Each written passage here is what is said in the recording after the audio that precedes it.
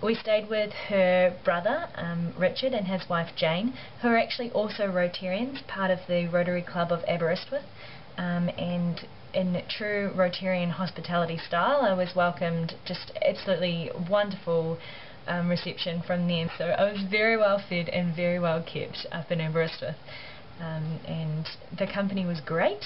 They have a little, almost 2-year-old daughter, Fionn, and Gwenda and I took her to the park. Actually, Gwenda was the chief babysitter. I just tagged along and took photos. So we got to go to the park with Fionn, and it was pretty cool. There's also another Rotary Ambassadorial Scholar up in Aberystwyth called Wendy, and I caught up with her. She's from Tamworth in Australia. The first thing that Gwenda took me to was Constitution Hill. So we saw Aberystwyth Castle, and then looked at the bays, and then went up Constitution Hill on the cable car, where they have an obscura camera. So it's very technical camera where they use mirrors and whatnot, so you can see a lot of detail on a huge amount, on a big scale. So I had a really big look around Aberystwyth using this camera. So that was pretty cool. It was very windy on top of the hill. I almost got blown over, but it was much like Wellington actually, so it's alright. The next day we went to CAT, which is the Centre for Alternative Technology, and we also drove back via a whole lot of dams. So I got to see a lot of waterfall dam things, which is also right up my alley because I love water and I love nature. So it was very cool, very good sights, and I felt that I got I got a feel for the countryside around that part of Wales. On the Sunday, Gwenda drove me up to Carnarvon Castle, which is another thing that I really wanted to do. Carnarvon Castle is basically where the Prince of Wales got made into the Prince of Wales, as did the Prince of Wales before him. So it was very interesting. It's a huge castle, and it's really well maintained.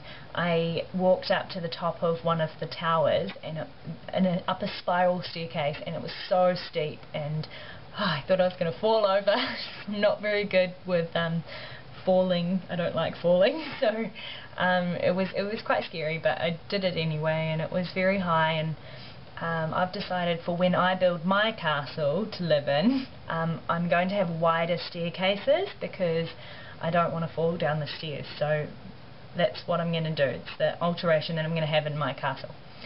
But yeah, so I really loved Carnarvon Castle as well. And that afternoon we also went to the Slate Museum, the Welsh National Slate Museum, which again, right up my alley. It's nature and technology stuck together. So that was really interesting, and I got some really good photos of the rock there. And we came home via Snowdon. So Snowdon is the highest mountain in Wales.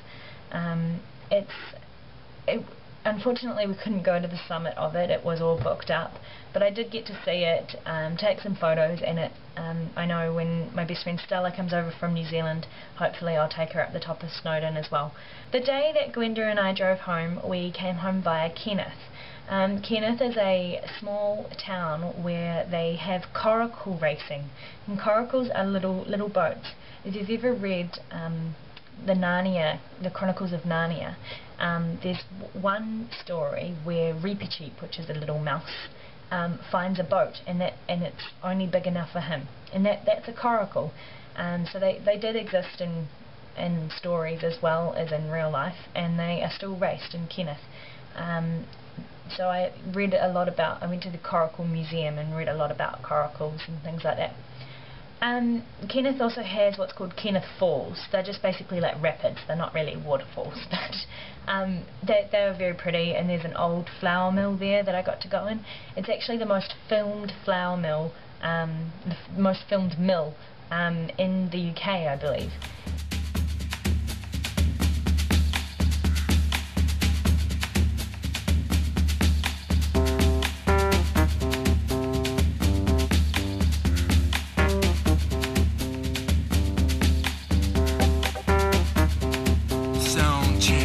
So deep. Signify the sound, let me be the next.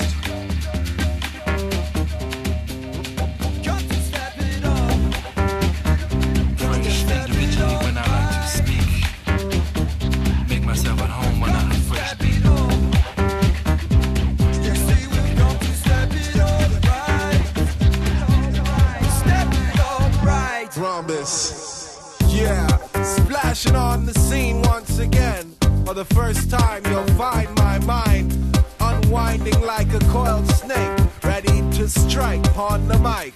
Watch out, midnight, with my fangs cold gleaming.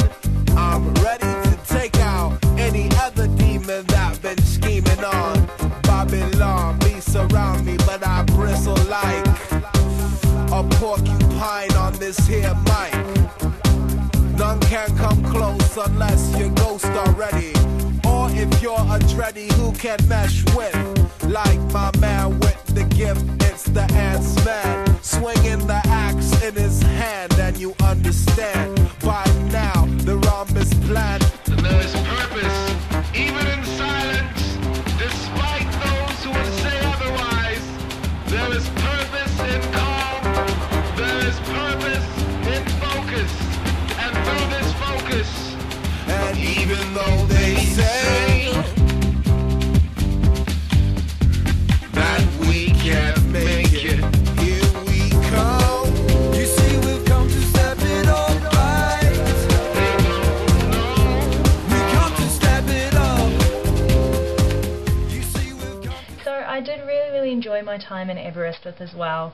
As I said, the company was just fabulous, and I do feel really blessed to have the connections that I've made through Rotary to help me travel around, and it just makes me feel that much more at home.